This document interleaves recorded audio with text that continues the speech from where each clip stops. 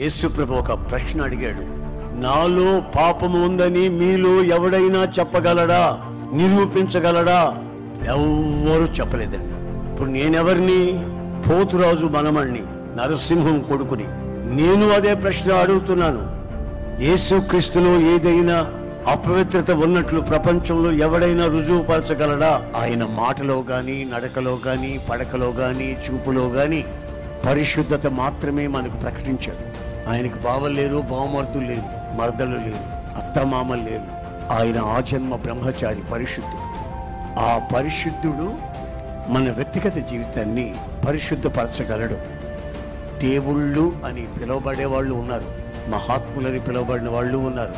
నీ పాపాన్ని క్షమిస్తాను అనేవాడు ఎవ్వడు లేడు. క్షమించగలిగితే ఆ పరిశుద్ధుడు యేసు ప్రభు ఒక్కడే క్షమించగలడు. మన వ్యక్తిగత జీవితాన్ని పరిశుద్ధపరచగలడు.